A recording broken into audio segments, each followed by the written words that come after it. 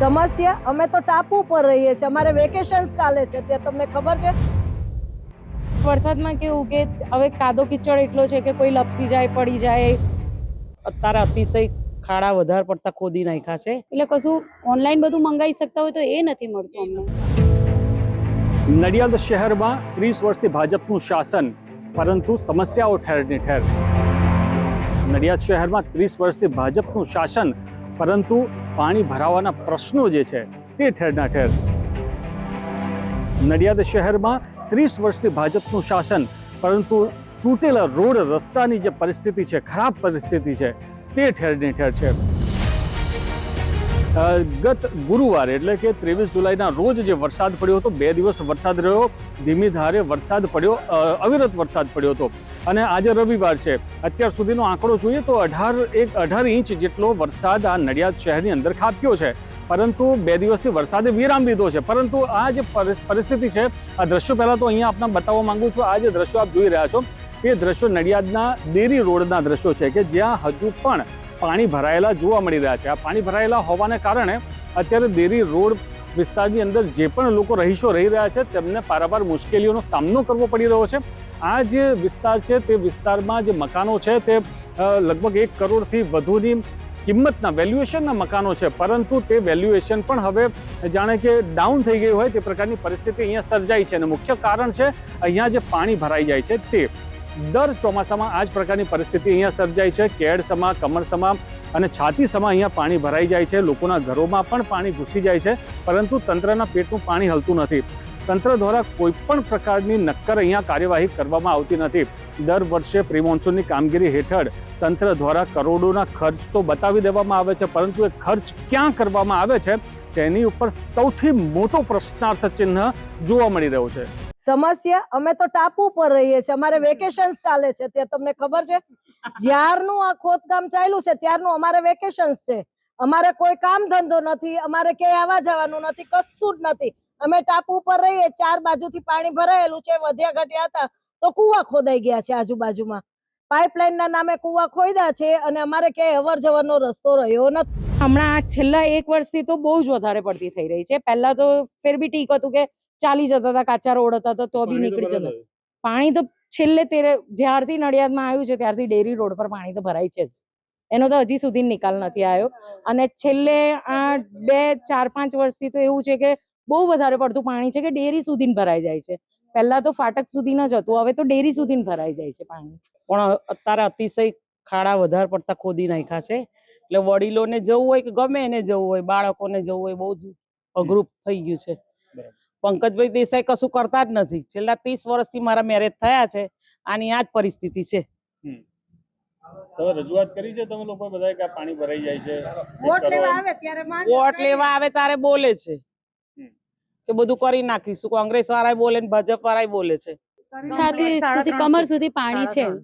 હા, એટલે રિક્ષાથી જઈએ છીએ તો એ બંધ પડી જાય છે, ગાડી લઈને જઈએ છીએ તો એ બંધ પડી જાય છે. એટલે અમારે મેઇન રોડે જવું હોય તો બહુ જ પ્રોબ્લેમ છે. આટલા પાણીમાં તો અમે બહાર પણ નથી નીકળી શકતા. અમને દૂધ, શાકભાજી કશું જ અમને મળી શકતું નતું. અમે માંડ મંગાવડાય છે. બ્લિંકિટની સેવા છે એ બંધ થઈ ગઈ છે. એટલે કશું ઓનલાઈન બધું મંગાવી શકતા હોય તો એ નથી મળતું અમને. કેમ? કારણ કે એ ખર્ચ બતાવે છે, પરંતુ તેનું પરિણામ નથી જોવા મળી રહ્યું. નડિયાદનો આ દેરી રોડ વિસ્તાર હોય, નડિયાદનો દેસાઈ વગો રબારીવાડ વિસ્તાર હોય, આ દેસાઈ વગો વિસ્તારની અંદર તમામ હોસ્પિટલો આવેલી છે. પ્રસૂતા હોસ્પિટલ, હાડકાની હોસ્પિટલ, બાળકોની હોસ્પિટલ, તમામ પ્રકારની હોસ્પિટલો આવેલી છે. અને આ ઉપરાંત જે દર્દીઓ પોતાના જે ટેસ્ટ અને રિપોર્ટ કરાવતા હોય તે ઇમેજિંગ સેન્ટર પણ આ વિસ્તારમાં આવેલું છે. પરંતુ છતાં પણ આ વિસ્તારની અંદર વર્ષોથી પાણી ભરાઈ જાય છે. દર્દીઓને, ડૉક્ટરને, નર્સને, તમામ લોકોને પારાવાર મુશ્કેલીનો સામનો કરવો પડે છે. પ્રશ્ન સીધો છે.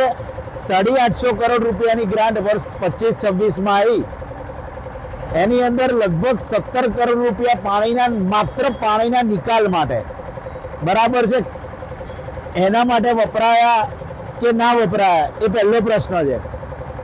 બીજું કે મહાનગરપાલિકામાં અધિકારીઓની એટલી બધી ઘટ છે કે નડિયાદના લોકોની તેમને ચિંતા નથી. અને જો ચિંતા હોત ને તો આજે આ પરિસ્થિતિ નડિયાદના લોકોને ના ભોગવવી પડી હોત. અહીંયા મોટી મોટી 5 હોસ્પિટલો આવેલી છે. આ નડિયાદનો મુખ્ય માર્ગમાંનો એક માર્ગ કહેવાય કે નડિયાદમાં ગામ તળમાં જવું હોય તો સીધું જ પારસ સર્કલથી સીધું અહીંથી જવાય. એટલે આ છેલ્લા કેટલાય વર્ષોથી પ્રશ્ન છે, વારંવાર લેખિત રજૂઆત, સરકારમાં રજૂઆત, પણ અધિકારીઓ આની અવગણના, બેદરકારી અને ભ્રષ્ટાચારની નીતિ છે, જેને કારણે વર્ષોથી લોકોને ભોગવવું પડ્યું છે. સવા વર્ષ સતત મહાનગરપાલિકાના સત્તાધીશોના હાથમાં હોવા છતાંય આજે લોકોને પારાવાર મુશ્કેલીઓ પડી છે. આજે વરસાદના 4 દિવસ થયા બંધ થયે, બરાબર, પણ પરિસ્થિતિ જેસે થેની હાલમાં એની એ જ છે. નડિયાદના જે તમામ જે ગરનાળાઓ છે એ ગરનાળામાં શ્રેયસ ગરનાળું છે, વૈશાલી ગરનાળું તો છેલ્લા 3 વર્ષથી બંધ હાલતમાં છે. કામગીરી ચાલે છે તેમ કરીને હજુ 1 વર્ષની મુદત આપી હતી, પરંતુ 3 વર્ષ વીતી ગયા હોવા છતાં પણ તે કામગીરી પૂર્ણ નથી થઈ. આ ઉપરાંત માયમંદિર ગરનાળું છે, ખોડિયાર ગરનાળું છે. આ ગરનાળા પણ 2 છાંટા વરસાદની અંદર આખા ગરનાળા પેક થઈ જાય છે અને પૂર્વથી પશ્ચિમ ને પશ્ચિમથી પૂર્વ જતા આવતા જે પણ લોકો છે તેમને પારાવાર મુશ્કેલીનો સામનો કરવો પડે છે. સૌથી મોટી અણઆવડત અને અણઘડ વહીવટ નડિયાદ જે મહાનગરપાલિકા છે, 1.5 વર્ષથી મહાનગરપાલિકા બની છે અને આ વખત સૌથી અણઘડ વહીવટ જોવા મળ્યો હોય તો તમામ રોડ રસ્તાઓ, નડિયાદ શહેરના તમામ વિસ્તારોના જે રોડ રસ્તા છે એ દરેક લોકોની ફરિયાદ છે કે ચોમાસાની સિઝનમાં જ ખોદીને મૂકી દીધા છે. એક બાજુ વરસાદનો માર અને એક બાજુ તૂટેલા રોડ રસ્તાઓથી રહીશો ત્રાહિમામ પોકારી ઉઠ્યા છે. એટલે આ અણઘડ આયોજનનું ઉત્તમ ઉદાહરણ છે કે ચોમાસાના સિઝન દરમિયાન જ રોડ રસ્તા તોડી નાખવામાં આવ્યા છે. સૌ લોકો સવાલ કરી રહ્યા છે શા માટે આખો શિયાળો ગયો, ઉનાળો ગયો, આ જે સમય ગયો એ સમયની અંદર રોડ રસ્તાનું કામ ન કરવામાં આવ્યું અને ચોમાસામાં જ શા માટે કરવામાં આવ્યું. અનેક સવાલો અહીંયા કરી રહ્યા છે, પરંતુ સવાલોના જવાબ આપવા માટે કોઈ તૈયાર નથી. ફક્ત અત્યારે જે પરિસ્થિતિ છે એ પરિસ્થિતિ પર સ્થળે સ્થળે પહોંચીને ખોટી કેફિયતો રજૂ કરે છે અને ફોટા પડાવીને સંતોષ માને છે, જાણે કે કામ કર્યું હોય તે પ્રકારનો દોડ તે લોકો કરી રહ્યા છે. પરંતુ કોઈ જ પરિણામ, નક્કર પરિણામ નથી જોવા મળી રહ્યું. ક્યારે નક્કર પરિણામ જોવા મળશે તેની સૌ નડિયાદવાસીઓ રાહ જોઈ રહ્યા છે. કરુણેશ પંચમેદી, ન્યૂઝ ગુજરાત, નડિયાદ.